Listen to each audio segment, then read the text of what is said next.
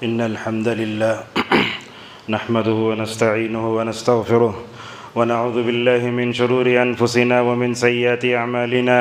من يهده الله فلا مضل له ومن يضلله فلا هادي له، وأشهد أن لا إله إلا الله وحده لا شريك له، وأشهد أن محمدًا عبده ورسوله. أما بعد، فإن خير الحديث كتاب الله، وخير الهدي هدي محمد صلى الله عليه وسلم، وشر الأمور محدثاتها، وكل محدثة بدعة، وكل بدعة ضلالة، وكل ضلالة في النار. يا أيها الذين آمنوا اتقوا الله حق تقاته ولا تموتن إلا وأنتم مسلمون. يا أيها الناس اتقوا ربكم الذي خلقكم من نفس واحدة وخلق منها زوجها وبث منهما رجالا كثيرا ونساء، واتقوا الله الذي تساءلون به والأرحام إن الله كان عليكم رقيبا. يا أيها الذين آمنوا اتقوا الله وقولوا قولا سديدا يصلح لكم أعمالكم ويغفر لكم ذنوبكم، ومن يطع الله ورسوله فقد فاز فوزا عظيما. قال الله تعالى في محكم تنزيله: أعوذ بالله من الشيطان الرجيم من همزه ونفخه ونفسه. فلما دخل عليها زكريا المحراب وجد عندها رزقا قال يا مريم أنى لك هذا؟ قالت هو من عند الله إن الله يرزق من يشاء بغير حساب. معزز سامعین، پردہ نشین خواتین اسلام، خطبہ مسنونہ کے بعد سورہ آل عمران کی ایک آیت ہم نے آپ کے سامنے پڑھی. آج کے خطبے میں ہم جس موضوع سے متعلق ہم آپ کے سامنے چند باتیں رکھیں گے، کرامات کے بارے میں ایک مومن کا کیا صحیح موقف ہونا چاہیے، انشاءاللہ کتاب و سنت کی روشنی میں ہم آپ کے سامنے بیان کریں گے. اور خطبے کے آخر میں قرآن و حدیث میں جو صحیح کرامتیں آئی ہیں انشاءاللہ اس کا بھی ذکر ہوگا. معزز حاضرین، یہ ربیع الثانی کا مہینہ جیسے ہی ہمارے درمیان میں آتا ہے، لوگ عبد القادر جیلانی رحمہ اللہ کی طرف منسوب کر کے 11ویں 12ویں مناتے ہیں. اور ایسے موقع پر ہم دیکھتے ہیں سوشل میڈیا کے ذریعے واٹس ایپ گروپ میں جھوٹی من گھڑت کرامتیں وغیرہ شروع ہو جاتی ہیں. اسی لیے میں نے مناسب سمجھا یہ کرامت کیا ہے، صحیح کرامت کیا ہے. اور کچھ لوگ تو ایسے ہوتے ہیں جو صحیح کرامتوں کا بھی انکار کر دیتے ہیں، اور کچھ لوگ ایسے ہیں جو کرامت کے بارے میں ایک ایسے انداز سے غلو کرتے ہیں کہ وہ کرامتوں کو بھی نعوذ باللہ معجزات سے بھی آگے بڑھا دیتے ہیں. تو میں نے مناسب سمجھا کہ کرامت کے بارے میں ایک مومن کا کیا رویہ ہونا چاہیے، کیا موقف ہونا چاہیے، اس کو ہم آپ کے سامنے واضح کریں. معزز حاضرین، پورے قرآن میں اللہ تبارک و تعالیٰ نے کسی بھی مومن عورت کا تذکرہ نہیں فرمایا. آپ دیکھ لیے پورا قرآن، سوائے مریم علیہ السلام کے. اللہ تبارک و تعالیٰ نے اس با کمال عورت کا تذکرہ کیا سورہ آل عمران میں. اور یہ حضرت مریم علیہ السلام دنیا کی با کمال خواتین میں سے تھیں، اور یہ نبیہ نہیں تھیں، بلکہ اللہ تبارک و تعالیٰ نے ان کے بارے میں کہا وَأُمُّهُ صِدِّيقَةٌ، کہا کہ حضرت عیسیٰ کی ماں ایک نیک اور راست باز عورت تھیں. اللہ تبارک و تعالیٰ نے اس کائنات میں کئی نشانیوں کو پیدا فرمایا. انہی نشانیوں میں حضرت مریم علیہ السلام کی کرامت اور ان کے بطن سے پیدا ہونے والے بغیر شوہر کے حضرت عیسیٰ علیہ السلام ہیں. معزز حاضرین، اللہ تبارک و تعالیٰ جا بجا اب قرآن دنیا میں اپنے کائنات میں وہ اپنی قدرت کے مظاہر ظاہر کرتے رہتا ہے. اسی لیے اللہ تبارک و تعالیٰ ایک طرف نبیوں کو معجزے دیتا ہے تو دوسری طرف وہ نیک لوگوں کو کرامتوں سے نوازتا ہے، تاکہ معلوم یہ ہو جائے کہ اللہ تعالیٰ کے نیک بندوں میں کون نبی ہیں، کون رسول ہیں اور کون نیک لوگ ہیں. اور یہ کرامتیں جو ملتی ہیں امت کے مردوں کو بھی ملتی ہیں، عورتوں کو بھی ملتی ہیں. چنانچہ میں نے جو آیت پڑھی، حضرت مریم علیہ السلام کیا کرتی تھیں، وہ بیت المقدس کے محراب میں بیٹھ کر عبادت کیا کرتی تھی اللہ تبارک و تعالیٰ کی. ایسے موقع پر حضرت زکریا علیہ السلام جو ان کے خالو لگتے تھے، وہ ان کے پاس جاتے، اللہ ان کا تذکرہ کرتے ہوئے فرماتا ہے فَلَمَّا دَخَلَ عَلَيْهَا زَكَرِيَّا الْمِحْرَابَ وَجَدَ عِنْدَهَا رِزْقًا. حضرت زکریا علیہ السلام محراب میں جب پہنچے، حضرت مریم کے پاس بغیر موسم کے پھل دیکھے تو کہنے لگے اے مریم یہ کہاں سے آئی چیز؟ تو کہنے لگی اللہ کی طرف سے آئی یہ سب چیزیں. بے شک اللہ تعالیٰ چاہتا ہے جس کو چاہتا ہے بغیر حساب کے نوازتا ہے. مجاہد رحمہ اللہ کہتے ہیں مطلب یہ ہوا گرمی کا پھل سردی میں دیتا، سردی کا پھل گرمی میں دیتا۔ یہی حضرت مریم علیہ السلام کی کرامت تھیں۔ معزز حاضرین، کرامت کسے کہتے ہیں؟ کرامت کا مطلب عزت ہے۔ اللہ تبارک و تعالیٰ اپنے نیک بندوں کو دنیا میں عزت کی نگاہ سے دیکھتا ہے۔ کرامت کی تعریف کرتے ہوئے اہل علم نے کیا کہا؟ اللہ تعالیٰ کے نیک عمل صالح کرنے والے متقی بندوں کے ہاتھوں ایسے کام ظاہر ہوتے ہیں جو انسانی طاقت سے باہر ہوتے ہیں، مگر جو نیک آدمی جو کرامت کا اظہار کرتا ہے اس میں اللہ تبارک و تعالیٰ کا ارادہ، اس کی مشیت اور اس کی مکمل طور پر قدرت ہوا کرتی ہے۔ معزز حاضرین، آپ پورے قرآن میں دیکھیں، اللہ تبارک و تعالیٰ نے حضرت مریم علیہ السلام کے قصے کے علاوہ اور کئی جگہ جو کرامتوں کا ذکر فرمایا۔ دوسری کرامت جس کا ذکر سورہ کہف میں ہے، یہ دیکھیے، ہم سورہ کہف ہر جمعہ کو پڑھتے ہیں، گویا یہ سورہ کہف ہمیں ہر جمعہ کرامت پر ایمان کی تجدید کرتی ہے۔ کیسے؟ اللہ تبارک و تعالیٰ نے ان نوجوانوں کا تذکرہ کرتے ہوئے کیا کہا؟ انہم فتیۃ آمنوا بربہم وزدناہم ہدی۔ اصل میں بات کیا تھی؟ یہ 7 نوجوان تھے، پوری آبادی کرسچنوں کی تھی، اپنے آپ کو کرسچنوں کی آبادی اور عیسائی عقیدے سے بچانے کے لیے یہ لوگ غار میں جا کے پناہ لیتے ہیں۔ اللہ تبارک و تعالیٰ ان کی حفاظت کرتا ہے۔ کیسے حفاظت کرتا ہے؟ وَتَحْسَبُهُمْ أَيْقَاظًا وَهُمْ رُقُودٌ۔ کہا کہ اے نبی آپ ان کو دیکھیں گویا جاگتے ہوئے حالانکہ وہ سو رہے ہیں۔ اللہ تبارک و تعالیٰ ان کا تذکرہ کرتے ہوئے فرماتا ہے اصل میں بات یہ ہے ہم نے ان کو 309 سال تک سلایا، تو یہ جو غار میں 309 سال تک سوتے رہے یہ اصل میں کرامت ہے، اور اللہ تبارک و تعالیٰ نے کتے کے ذریعے ان کی جو حفاظت کی یہ اصل میں اللہ تبارک و تعالیٰ کی ان نوجوانوں کے لیے کرامت کا ایک اظہار ہے۔ معزز حاضرین، جیسے میں نے آپ کے سامنے کہا کرامت کے تعلق سے ہمیں 3 قسم کے لوگ معاشرے میں نظر آتے ہیں، جیسا کہ علامہ ابن تیمیہ رحمہ اللہ نے کہا۔ اچھا، کرامت سے پہلے کون سی وہ قسم ہے جو علامہ ابن تیمیہ رحمہ اللہ نے ذکر کی؟ کہا بعض لوگ تو ایسے ہوتے ہیں جو ہر کرامت کو بھی غلط قرار دیتے ہیں۔ جیسے ہم خود اپنے بھائیوں کو دیکھتے ہیں، بخاری کی حدیث بولو شک آتا ہے، اگر وہ علامہ ابن تیمیہ رحمہ اللہ کے اگر حوالہ دے کر بھی کہا جائے تو لوگ بولتے علامہ ابن تیمیہ ہمارے پاس دلیل نہیں ہے۔ تو اس طریقے سے ایسی قسم ہے لوگوں میں جو ہر کرامت کا انکار کرتی ہے، یہ موقف بھی صحیح نہیں ہے۔ دوسرا موقف ایسا ہے ہر نیک آدمی کے ساتھ کرامت کو جوڑ دیتے ہیں، جیسا کہ صوفیہ نے کیا، یہ بھی تو غلط ہے۔ لیکن ان دونوں کے درمیان میں اہل السنہ والجماعہ کا جو عقیدہ وہ یہ ہے، افراط و تفرید کے درمیان قرآن و حدیث میں جو بھی کرامتیں آئی ہیں ان کرامتوں پر ایمان لانا اور اس کو ثابت کرنا یہ ضروری ہے۔ اور آج کل آپ دیکھتے ہیں ہمارے معاشرے میں کتابوں کے مطالعے کا رجحان بھی ختم ہو رہا ہے، لوگ PDF لیتے ہیں اس کو پڑھ لیتے ہیں۔ نہیں ہونا چاہیے، کتابوں کا مطالعہ بہت ضروری ہے۔ ایک کتاب کا نام آپ کے سامنے ذکر کرتے ہیں، اگر آپ یہ جاننا چاہتے ہیں اللہ کا ولی کون ہے، شیطان کا دوست کون ہے، یہ جاننا چاہتے ہیں تو اس کتاب کو پڑھو۔ عربی میں اس کا نام ہے الفرقان بین اولیاء الرحمن و اولیاء الشیطان۔ معزز حاضرین، کرامت دنیا میں ہر ایک کو نہیں ملتی۔ کرامت کس کو ملتی ہے یہ بھی سن لیجئے۔ علامہ ابن تیمیہ رحمہ اللہ اس کتاب میں لکھتے ہیں سب سے پہلے کرامت ان لوگوں کو ملتی ہے جو اللہ تبارک و تعالیٰ پہ ایمان رکھتے ہیں۔ گویا کیا مطلب معلوم ہوا؟ کوئی بھی کافر کوئی کسی طرح کا بھی کمپیوٹر میں ڈال کے ایڈجسٹ کر کے ہوا میں اڑتا ہوا نظر آتا ہے، ہم دیکھ کے اس کو صحیح سمجھ جاتے ہیں، نہیں، سب سے پہلے ایمان شرط ہے۔ دوسری شرط یہ ہے جس کے اندر تقوی ہوتا ہے اللہ تبارک و تعالیٰ اسی کو کرامت دیتا ہے، جیسا کہ اللہ تبارک و تعالیٰ نے سورہ یونس میں کہا الا ان اولیاء اللہ لا خوف علیہم ولا هم يحزنون۔ اللہ کے اولیاء کون ہوتے ہیں؟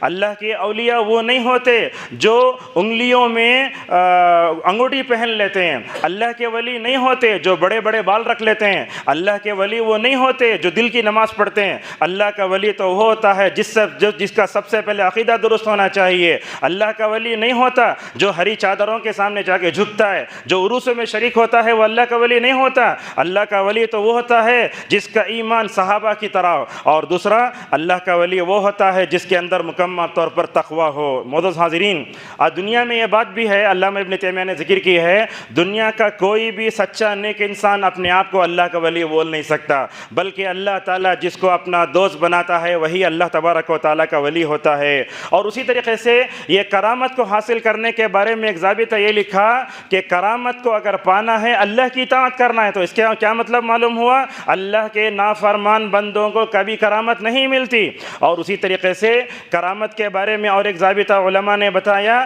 جو بھی کرامت ہمیں نظر آئے گی اس کو کتاب اللہ پہ پیش کیا جائے گا، رسول اللہ صلی اللہ علیہ وسلم کی احادیث پر پیش کیا جائے گا، علماء کے اقوال کی روشنی پر پیش کیا جائے گا۔ اگر ان تینوں پر اگر وہ صحیح اترتی ہے وہ کرامت ٹھہرے گی، ورنہ وہ کرامت نہیں جو قرآن سے ٹکرائے، وہ کرامت نہیں ہو سکتی جو حدیث سے ٹکرائے، اور کرامت ایسی نہیں ہو سکتی جو ہے اتباع ہوا کی وجہ سے ہوتی ہے۔ اور ایک بات بھی ہے، کرامتوں کی وجہ سے کوئی شرعی حکم بھی مرتب نہیں ہوتا۔ آپ دیکھتے ہیں رسول اکرم صلی اللہ علیہ وسلم کو جو ہے وہ خواب دکھایا گیا آپ کے صحابہ کو اذان سکھائی گئی خواب میں، وہ شرعی حکم بنا۔ مگر آج کل اگر کوئی جتنا بھی نیک آدمی اگر وہ کرامت دیکھ لیتا ہے، کچھ بھی ہوتا ہے، تو اس طریقے سے وہ کرامت نہیں ہو سکتی۔ اور اسی طریقے سے علامہ ابن تیمیہ رحمہ اللہ کرامت کے بارے میں کہتے ہیں، اہل السنہ والجماعہ کا عقیدہ یہ ہے کہ کرامتوں پر ایمان لانا چاہیے، جیسا کہ کرامتوں کا تعلق امت محمدیہ سے پہلے امتوں سے بھی اس کا تعلق ہے۔ اور کہا صحابہ کی بھی کرامتیں ہیں، تابعین کرامتیں بھی، اور یہ دیکھیے وَهِيَ مَوْجُودَةٌ فِيهَا إِلَى يَوْمِ الْقِيَامَةِ، کہا یہ کرامتوں کا صدور قیامت تک جو ہے مکمل طور پر جاری رہے گا۔ طحاوی رحمہ اللہ کہتے ہیں صحیح روایتوں سے جو بھی کرامتیں آتی ہیں، اہل السنہ والجماعہ کرامتوں کے حقیقی ہونے پر مکمل طور پر ایمان رکھتے ہیں۔ معزز حاضرین، جیسے میں نے آپ کے سامنے کہا کرامتوں کا تعلق پچھلے جو ہے نبیوں سے بھی ہے، کرامتوں کا تعلق پچھلی شریعتوں سے بھی ہے۔ اس کے لیے آپ کیا دلیل مانگیں گے؟ نبی کریم صلی اللہ علیہ وسلم نے ایک حدیث ذکر کی، کہا تم سے پہلے کچھ لوگ تھے بنی اسرائیل کے، 3 لوگ وہ پانی اپنے آپ کو بارش سے بچانے کے لیے غار میں گئے، جیسے ہی غار میں گئے بارش نے آ کر جو ہے چٹان کے ذریعے منہ بند کر دیا، مگر ان لوگوں نے اللہ تبارک و تعالیٰ سے اپنے نیک عمل کا واسطہ لے کر دعا کیا، جہاں دعا میں یہ طاقت تھی کہ دعا نے چٹان کو وہاں سے ہٹا دیا، اور یہ کرامت تھی کہ وہ غار میں پھنسنے کے بعد اللہ تبارک و تعالیٰ سے دعا کرنے کی وجہ سے مکمل طور پر جو ہے وہ جو ہے اسے کیا ہو گئے، غار سے نکل گئے۔ تو یہ غار سے ان کا نکلنا یہ بھی ان لوگوں کی کرامت تھی۔ اور اسی طریقے سے ان حدیث میں آتا ہے نبی کریم صلی اللہ علیہ وسلم نے فرمایا 3 بچوں نے بچپن میں بات کی ہے، وہ بھی کرامت ہے، جیسا کہ علامہ ابن حجر رحمہ اللہ کہتے ہیں۔ اور یہ کرامت کی جب بات آتی ہے تو لوگ قرآن کھولتے ہیں، حدیث دیکھتے ہیں، لیکن یہ بات اپنے ذہن میں رکھیے، اگر کرامتوں کے بارے میں جاننا ہے تو عقیدے کی کتابوں کو پڑھیے، یہ عقیدے سے اس کا مکمل طور بڑا گہرا تعلق ہے۔ معزز حاضرین، سوال یہ پیدا ہوتا ہے اللہ تعالیٰ نبیوں کو معجزے ضرور دیتا ہے، لیکن نیک لوگوں کو کرامتیں کیوں دیتا ہے؟ اس کی کئی حکمتیں اور مقاصد علماء نے ذکر کی ہیں۔ سب سے پہلے کرامت یہ اللہ تبارک و تعالیٰ کی قدرت اور اس کے کمال علم کا ایک مظہر ہے، اور اسی طریقے سے اللہ تعالیٰ یہ کرامتیں نیک لوگوں کو دے کر یہ بتاتا ہے میرے بندوں میں کون نیک ہیں کون برے ہیں۔ لیکن یہ بات بھی ذہن میں رکھیے، دنیا میں ہر نیک آدمی کو کرامت کا ملنا ضروری بھی نہیں، یہ بڑا اہم ضابطہ ہے۔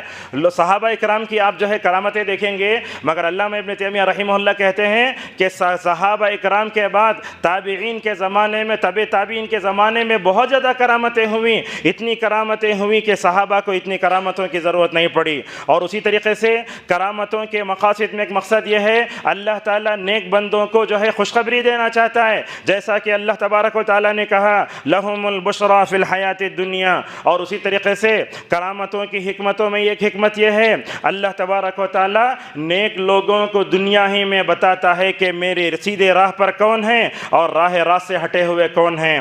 اور اسی طریقے سے یہ کرامت کی حکمتوں میں ایک حکمت یہ ہے اللہ تعالیٰ اپنے دشمنوں کو بتانا چاہتا ہے کہ اے دشمنوں دیکھو میرے نیک بندوں کو اگر تم بھی کچھ بھی کرنا چاہو گے میں کرامت کے ذریعے ان نیک لوگوں کی حفاظت کروں گا۔ اس میں بندے کی عزت ہوتی ہے، اور بعض علماء نے یہ بھی بتایا کرامت کے ذریعے نیک لوگوں کی ضرورتیں بھی مکمل طور پر پوری ہوتی ہیں۔ معزز حاضرین، دیکھیے ایک بات آج دیکھتے ہیں وقت میں برکت ختم ہوتی جا رہی ہے، مگر کرامت کا جب ذکر کیا تو علماء نے یہ بھی بتایا اسلاف کی زندگیوں میں جو برکت تھی وہ بھی کرامت سے کم نہیں ہے۔ اللہ تبارک و تعالیٰ نے نبیوں جو ہے امت کے علماء کو لمبی عمریں دیں، عزت والی زندگی دی، دین کی خدمت کا موقع دیا۔ اگر اگر آپ ابن تیمیہ رحمہ اللہ کی زندگی میں کرامت دیکھنا چاہتے ہیں تو دیکھو 20 جلدوں میں 37 والم میں کتاب لکھنا کیا آسان ہے.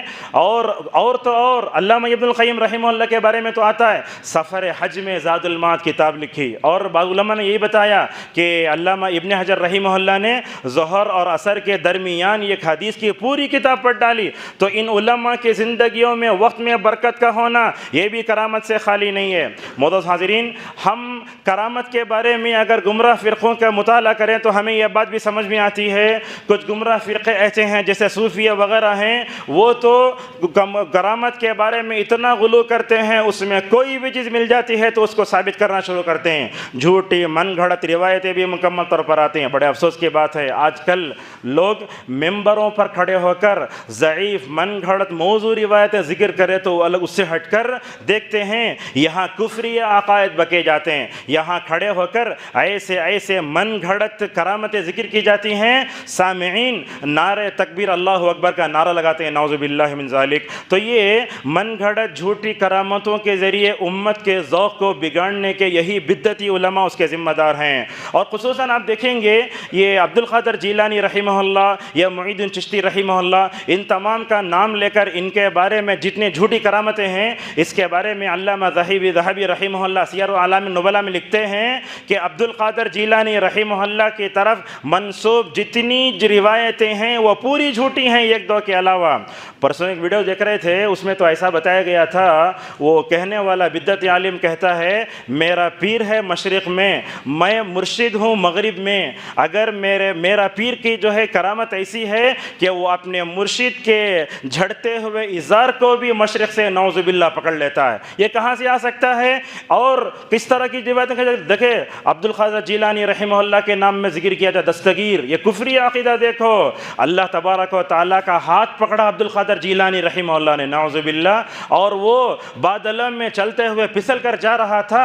عبد القادر جیلانی نے اللہ کا دامن پکڑا تو اللہ بچ گیا. اللہ اکبر. ایسی کفری عقائد ممبروں پر کھڑے ہو کر بولیں گے تو امت کا ذوق کیسے خراب نہیں ہوگا. معزز حاضرین، یہ جھوٹی کرامتوں کے پھیلنے میں بدعتی علماء کا جہاں ذکر ہے وہیں کتابوں کا بھی ذکر ہے. کتابوں کا بھی بہت بڑا کردار ہے، اور جھوٹی کرامتوں کے معاشرے میں پھیلنے میں سوشل میڈیا کا بھی اپنا بہت بڑا کردار ہے. اور شیعہ رافضی بھی اس میں اپنا بہت بڑا کردار ادا کرتے ہیں.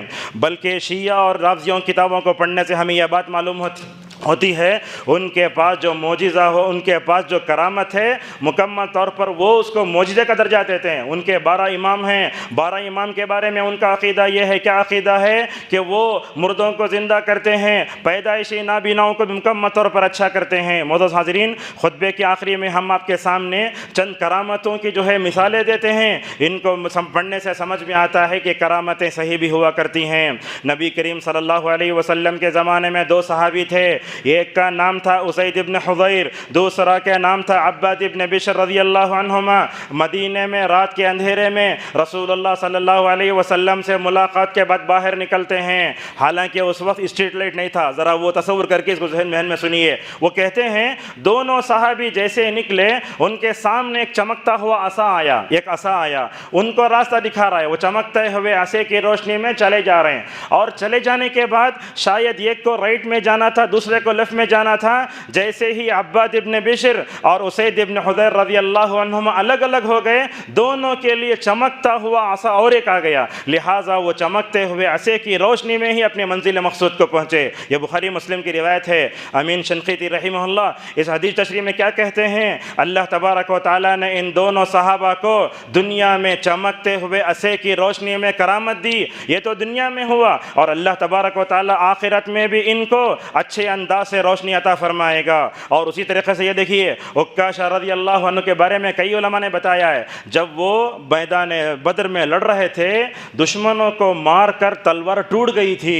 اللہ کے نبی صلی اللہ علیہ وسلم سے کہا یا رسول اللہ میں تلوار ٹوٹ گئی ہے. آپ نے کھجور کی ایک ٹہنی ان کو دی. یہ کرامت کیا ہوئی؟ کھجور کی ٹہنی تلوار میں بدلی. روایتوں میں آتا ہے وہ کھجور کی ٹہنی جو تلوار میں بدلی، اس تلوار کو رکھ کر ماشاءاللہ نبی کریم صلی اللہ علیہ وسلم کے ساتھ سارے جنگوں میں بھی مکمل طور پر شریک ہوئے۔ یہ عمران ابن حسین رضی اللہ عنہ ہیں، اللہ اکبر، کیسی کرامت! فرشتے ان کو سلام کیا کرتے تھے۔ فرشتوں کا سلام کوئی معمولی اعزاز نہیں ہے، لیکن کیا کیا انہوں نے؟ علاج کر لیا۔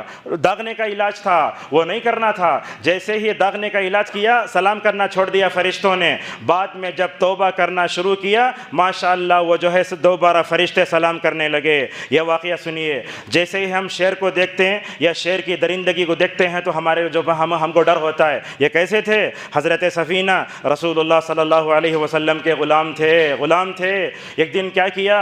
وہ ایک دن کشتی میں سوار ہوئے، سارے لوگ بھی تھے، جا رہے ہیں۔ اصل میں کشتی کے سارے لوگوں نے سفینہ رضی اللہ عنہ کے پیٹھ پر جو ہے پورا سامان لاد دیا تھا۔ پورے کشتی میں سوار ہو کر چلے گئے۔ یہ سامان اٹھاتے دیر ہوتے جو ہے سارے قافلے سے بچھڑ کر سیدھے جنگل پہنچتے ہیں۔ سامنے دیکھتے ہیں شیر تیار کھڑا ہے۔ وہاں جا کر فوراً حضرت سفینہ رضی اللہ عنہ نے کیا کہا؟ یا ابا الحارث انا مولا رسول اللہ صلی اللہ علیہ وسلم۔ بولے اے ابو الحارث، یہ کنیت ہے شیر کی، میں رسول اللہ صلی اللہ علیہ وسلم کا غلام ہوں، شیر سے بات کر رہے ہیں۔ یہ سفینہ کی کرامت دیکھیے، جب نبی کریم صلی اللہ علیہ وسلم کے غلام سفینہ نے یہ کہا تو سفینہ بولتے اللہ کے نبی کا نام سننا تھا، درندگی چھوڑ کر شیر میرے پیچھے آ کر وفاداری میں دم ہلانے لگا۔ اور سفینہ رضی اللہ عنہ کہتے ہیں میں نے اپنے پیٹھ کا سارا سامان شیر کی پیٹھ پر رکھا اور شیر کے پیچھے چلتے چلتے مجھے گمشدہ قافلے تک پہنچایا۔ اس کو ذکر کر کے علامہ ابن تیمیہ رحمہ اللہ کہتے ہیں کہ اللہ تبارک و تعالیٰ نے رسول اکرم صلی اللہ علیہ وسلم کے جو ہے غلام حضرت سفینہ رضی اللہ عنہ کو شیر سے کیسے بچایا۔ یہ حضرت خبیب رضی اللہ عنہ کو دیکھو، مکے میں قید کیے گئے اور قید کر کے بیڑیوں میں جکڑ دیے گئے۔ عبداللہ ابن عیاض رحمہ اللہ رضی اللہ عنہ کہتے ہیں بنت الحارث نے کہا مکے میں خبیب سے زیادہ بہتر قیدی میں نے کسی کو نہیں دیکھا۔ کیا کرامت تھی ان کی؟ تو کہتی ہیں بنت الحارث رضی اللہ عنہ میں نے ان کو دیکھا خبیب اپنے ہاتھ میں انگوروں کو خوشہ پکڑتے ہوئے کھا رہے ہیں، حالانکہ مکے میں کوئی فروٹ نہیں ملتا تھا۔ یہ دیکھ کر بنت الحارث رضی اللہ عنہ کہتی ہیں اللہ تبارک و تعالیٰ نے خبیب کو انگوروں کی شکل میں جو خوشہ دیا وہ ان کی کرامت تھی۔ اور اسی طریقے سے حضرت سلمان اور ابو الدرداء رضی اللہ عنہما جس برتن میں کھاتے وہ برتن اللہ تبارک و تعالیٰ کی پاکی بیان کرتے تھے۔ اور اسی طریقے سے عامر ابن فہیرہ رضی اللہ عنہ جب شہید کر دیے گئے ان کو زمین میں ہر جگہ ڈھونڈا گیا، کہیں نہیں مل رہے ہیں۔ کیا کہتے ہیں عامر ابن طفیل رضی اللہ عنہ جیسے ہی میں نے اپنا سر اوپر اٹھایا عامر ابن فہیرہ کو فرشتوں کو اٹھاتے ہوئے میں نے دیکھا۔ یہ براء ابن مالک رضی اللہ عنہ ان کے بارے میں کہا جاتا تھا جب بھی دعا کرتے قبول ہو جاتی۔ نبی کریم صلی اللہ علیہ وسلم یہ صحابی کو جنگوں میں اپنے جگہ لے جاتے، اپنے ساتھ لے جاتے اور بولتے براء اللہ کے راستے میں دعا کرو۔ اور قادسیہ کے موقع پر تو ایسے ہوا جنگ ہارنے کی پوزیشن میں آ گئے تھے، ان دعاؤں کی کرامت کی وجہ سے ماشاءاللہ مکمل طور پر جو ہے جیت گئے۔ حضرت خالد ابن ولید رضی اللہ عنہ کے بارے میں تو آتا ہے ایک مرتبہ انہوں نے زہر کھا لیا تھا اور کہنے لگے انشاءاللہ یہ زہر مجھے قتل نہیں کرے گا۔ اس کا مطلب یہ نہیں کہ آپ خطبے میں سن لو جا کے تجربہ کرو مر جاؤ گے، لیکن یہ حضرت خالد رضی اللہ عنہ کی اصل یہ کرامت تھی۔ اور یہ دیکھو ذنیرہ نامی صحابیہ کو بہت مارا گیا، مارنے والوں نے کیا کہا لات و عزیٰ کی قسم ذنیرہ آج کیا ہو گئی، اندھی ہو گئی، لیکن وہ کیا کہتی ہیں اللہ کی قسم مجھے نظر آ رہا ہے اللہ تبارک و تعالیٰ نے زنیرہ کے آگے لوٹائیں۔ یہ دیکھو یہاں خواتین بھی ہیں، اللہ تبارک و تعالیٰ مردوں کو کرامت، عورتوں کیسے کرامت دیتا ہے۔ ام ایمن رضی اللہ عنہا ہجرت کے لیے نکلیں، چلچلاتی دھوپ میں سورج غروب ہو رہا تھا، افطار کے لیے کچھ کھانے کے لیے نہ تھا۔ وہ کہتی ہیں مغرب کے وقت آسمان سے ایک ڈول آیا، دیکھو آسمان سے ایک ڈول آیا، اس میں پانی تھا، میں نے اس پانی سے افطار کیا۔ کہتی ہیں ام ایمن رضی اللہ عنہا اس کو پینے کے بعد زندگی بھر کبھی جو ہے میں پیاسی نہیں ہوئی۔ یہ عامر ابن قیس رحمہ اللہ ہیں، جب بھی اللہ کے راستے میں خرچ کرنے جاتے پورا خرچ کر دیتے، گھر کو آ کر دیکھتے تھیلی میں ویسے ہی پیسے رکھے ہوئے ہیں۔ یہ عامر ابن عقبہ بن فرقد رحمہ اللہ اللہ ہیں، جب گرمی میں چلتے بادل ان کو سایہ کرتے تھے۔ عبد الواحد ابن زید رحمہ اللہ کو فالج ہو گیا تھا، لقوا۔ انہوں کیا بولتے وضو کرتے وقت؟ اے اللہ میں وضو کرنے جاتا ہوں، یہ فالج زدہ مقامات میں دھونا بڑا مشکل ہو جاتا ہے۔ کرامت یہ تھی وضو کے وقت پیر اور ہاتھ صحیح ہو جاتے، جیسے ہی وضو کر کے ختم ہوتا دوبارہ فالج کے مقامات کو لوٹ جاتے۔ معزز حاضرین، ان تمام مثالوں کو دینے کا موقع یہ مطلب یہ ہے نبی کریم صلی اللہ علیہ وسلم کے صحابہ اکرام اور اس کے بعد نیک لوگوں کو بھی بڑی کرامتیں ملیں۔ مکمل طور پر جو ہمیں یہ کرنا چاہیے۔ اور اس کے بعد اور ایک کچھ پیغام ہے خطبے کا پیغام یہ ہے کہ کرامات کو ایک دم نظر انداز کرنا یہ بھی صحیح نہیں ہے، اور ہر کرامت کو قبول کرنا یہ بھی صحیح نہیں ہے۔ جو بھی کرامت ہمیں کتاب و سنت کی روشنی میں صحیح ملتی اس پر ایمان لانا، اس کو ماننا بہت ضروری ہے۔ اور یہ جو ہے یہ بدگی ہے۔ لیث ابن سعد رحمہ اللہ نے ایک آدمی کو پانی میں چلتے ہوئے دیکھا، ہوا میں اڑتے ہوئے دیکھا۔ جب دیکھا تو فوراً جو ہے اس وقت کہنے لگے دیکھو لوگو، کسی بھی آدمی کو ہوا میں اڑتے ہوئے پانی پر چلتے ہوئے دیکھ کر دھوکہ نہ کھاؤ، یہ جو ہے کیا نہیں ہو سکتا، یہ کرامت نہیں ہے جب تک کہ وہ کتاب و سنت کی روشنی میں مکمل طور پر صحیح نہ ہو جائے۔ اور اسی طریقے سے جھوٹی کرامتیں، من گھڑت حکایات سے مکمل طور پر جو ہے اپنے ذوق کو خراب نہ کریں، اور کرامت میں، معجزے میں، احوال شیطانیہ میں مکمل طور پر فرق کریں اور یاد رکھیں ہر نیک آدمی کو کرامت کا ملنا ضروری بھی نہیں ہے۔ سب سے آخری بات ہے، اس زمانے میں ہمارے لیے سب سے بڑی کرامت یہ ہے کہ ہم اللہ تعالیٰ کے دین پر جم کر رہے ہیں۔ جیسا کہ علامہ ابن تیمیہ رحمہ اللہ کہتے ہیں اصل الکرامت لزوم الاستقامہ، اگر اس زمانے میں دین پر جم کر رہ گئے، اپنے ایمان و عقیدے کی حفاظت کر لی اور تمام فتنوں سے اپنے آپ کو بچا لیا، یہ وقت کی سب سے بڑی کرامت ہے۔ اللہ تبارک و تعالیٰ سے ہماری دعا ہے کہ اللہ تعالیٰ ہم سب کو قرآن و حدیث میں اور صحیح سند سے جو بھی کرامتیں ثابت ہیں اللہ تعالیٰ ہمیں ان سب پر ایمان لانے اور ان کو پڑھ کر اپنے ایمان میں اضافہ کا توفیق عطا فرمائے۔ اللہ تعالیٰ ہم سب کو جھوٹی کرامتوں سے ہماری حفاظت فرمائے اور ہمیں سلف صالحین کے منہج پر چلتے ہوئے کرامت میں، معجزے میں، احوال شیطانیہ میں جو فرق ہے اس فرق کو پانے کی توفیق عطا فرمائے۔ اللہ تعالیٰ اس دور پر فتن میں ہمیں استقامت کے دولت سے مالا مال فرمائے۔ اللہم یا مقلب القلوب ثبت قلبی علی دینک، اللہم یا مصرف القلوب صرف قلبی علی طاعتک، وآخر دعوانا الحمد للہ رب العالمین۔